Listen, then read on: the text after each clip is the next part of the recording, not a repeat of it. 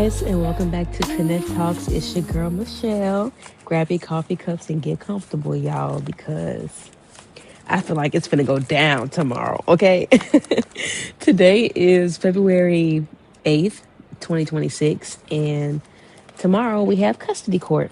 And you're probably wondering, Michelle, I thought you had custody court on the 27th of January. I thought I did too. So let me tell you about that day. On January 27th, and if I sound a little sick, it's because I am. But on January 27th, I came to work for 4 in the morning. So I worked the 4 to 8. I got off, drove 30 minutes to the courthouse, and I made it there like at 8:35 or whatever. And, I always have my little pre-court jitters simply because of the man that I'm dealing with. He is a liar. He is a manipulator.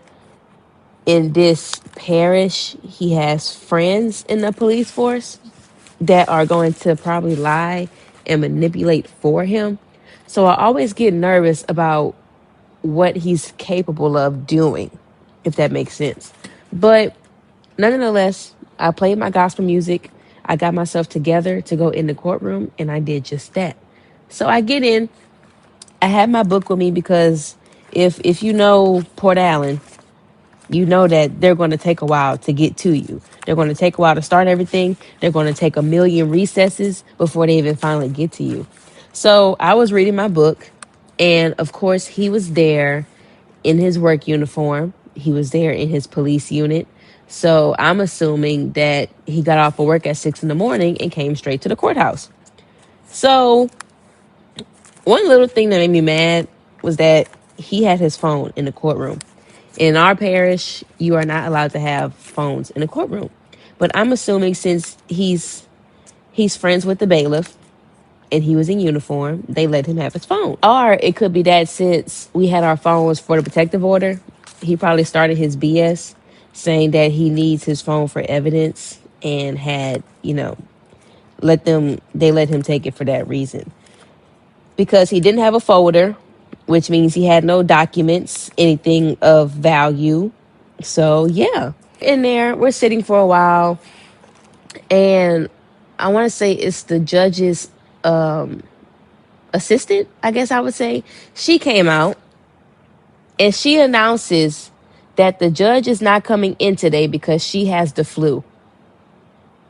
Are you serious? And then she's going to say, we're going to try to take as many cases as we can, but we're probably going to have to continue most of these cases. Because the way it was, they had people that were there for custody, which was what we were there for, like custody, and people that were there for child support, they got to handle it with DCFS because DCFS was there also. So they went through a few people, talked to them, whatever. If they were paying child support, they got to pay it and go. But after about 30 minutes of that, she called me in his name and said that she was going to continue our date, which I'm fine with because I would not want the assistant or the secretary trying our case whenever you're not the judge. I want the judge. I want her. I want the judge that dealt with us for the protective order hearing. I want her because she's aware of us. Sadly, she's aware of us and she knows how he is. So she knows how to handle him. But anyway, so they continued our case on February 9th. I was mad at first, but I ended up getting happy because for this court date, I did not feel prepared at all. Because y'all know me, I like to be overly prepared. So I said, I'd be stressing myself out over preparing and stuff like that and being ready months in advance and stuff like. So let me just wait a little while until I start preparing. And that was the worst mistake I ever did. I don't know what reverse psychology type stuff I was trying to do, but that was stupid because I went into court unprepared. I didn't have my right custody agreement printed out. I didn't have nothing about him starting the new daycare. I didn't have anything about, the balance I owe with the previous daycare. Like I had nothing. I had nothing really to go off on. So since this was continued, I felt like it was God working in my favor because now he's like, go prepare. And y'all know I did just that. I worked on my custody agreement, and I think I have it perfect. And I'm praying that the judge sees everything and be like, oh, yeah, this girl prepared. This girl is saying some things, so I'm going to grant it. That's all I'm hoping for. So I printed out 3 copies of the custody plan that I came up with. I printed out copies that I paid my cousin $250 to watch my child after my ex's mom pulled that stunt. I have copies of the new daycare that he goes to. I have copies of how much I pay a week. I have copies of the registration, how much I pay for that. I have copies of him only paying me $180 2 times since we broken up. Today is February 8th, 2026. We broke up December 10th, 2025, and you've only paid me 2 times since we've broken up, because you've always told me if I ever did break up with you, you wanted nothing to do with your child. You wasn't going to help me with anything. And you were showing me that. But when you got served with them custody papers, now all of a sudden you want to start paying me, because he has custody and child support confused. He is, or I wouldn't say confused, but he's thinking it goes hand in hand. Now, sometimes it can go hand in hand, because I know in Texas for sure, it goes hand in hand. But I'm guessing for Port Allen and Baton Rouge, it does not. So now all of a sudden you want to start paying me. And I even told his brother to tell him that, hey, I'm switching our child to a new daycare because I work early shifts. Nobody's going to want to wake up at 3 o'clock every day to keep watching my child. So I found a 24-hour daycare. I'm putting my child in that so I can have stability. I won't have to worry about who's going to watch my child. I don't have to worry about losing my job, because clearly you don't want to step up. You don't step up for your firstborn, so I know you're not going to step up for the second. So I'm putting him in this 24-hour daycare. So I told him the cost at the time. I told him the cost was $245 a week, because that's what the daycare teacher told me. But $225, because that's the normal rate. But for me, I get charged higher because I need before care. So I need 2 hours of before care every day. And they charge you an extra $5 per hour for every hour you need of before care. Now stay with me, y'all. It's crazy. It's crazy. So that's extra $10 every day.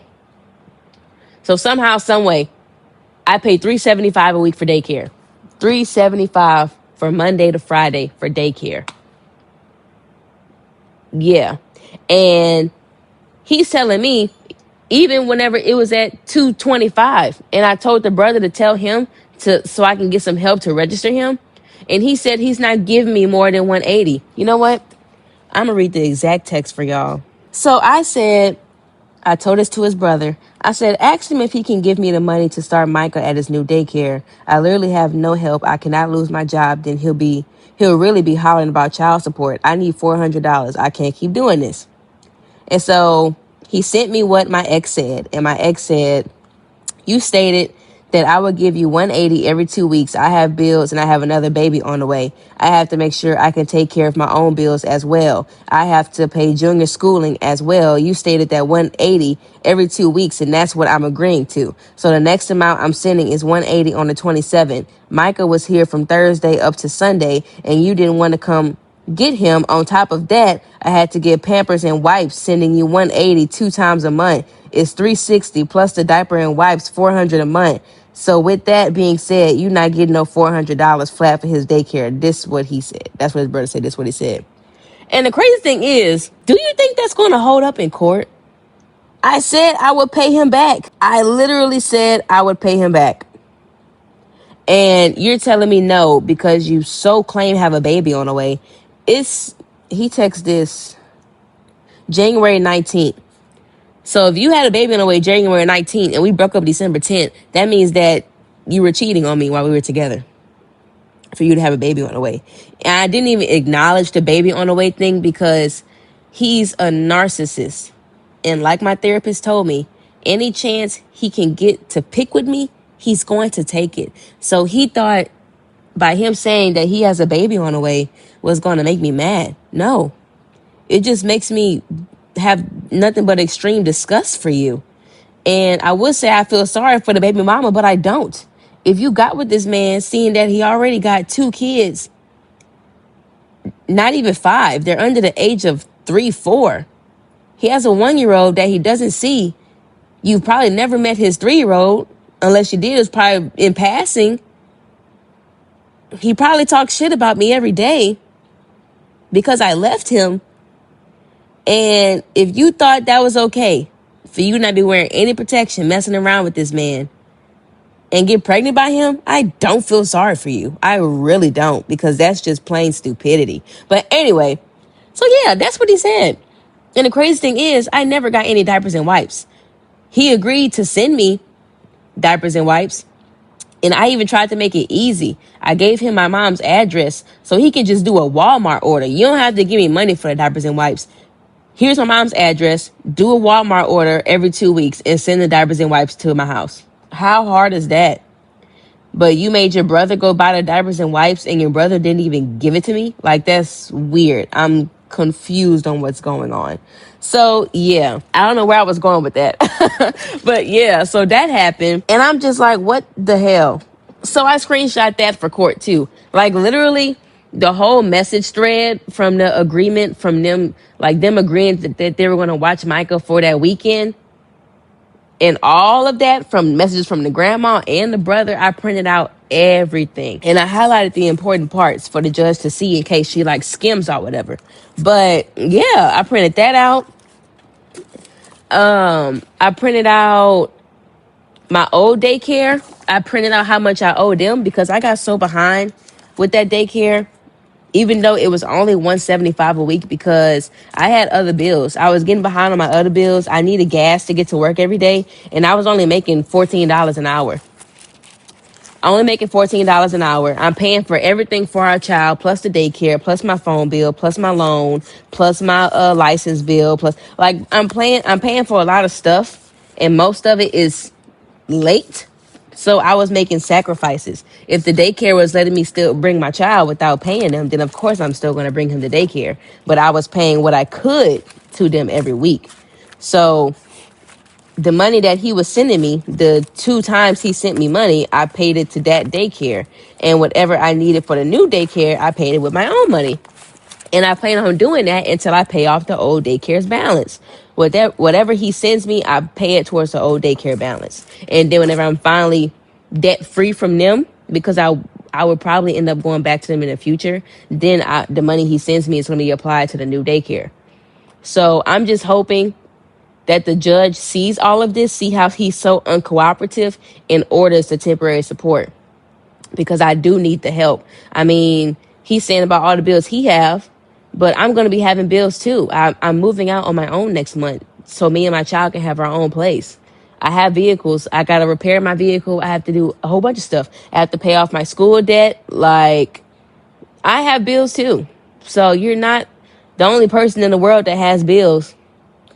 The judge won't care that you have bills. They're going to see your income and then see how much your child needs and then say, figure out the rest, honestly.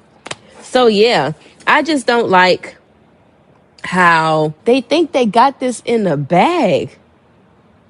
Like, y'all don't know me. Y'all think y'all know me. Y'all knew the quiet girl that let y'all run over her and talk to her any kind of way and do whatever because I was living with y'all when I had my baby.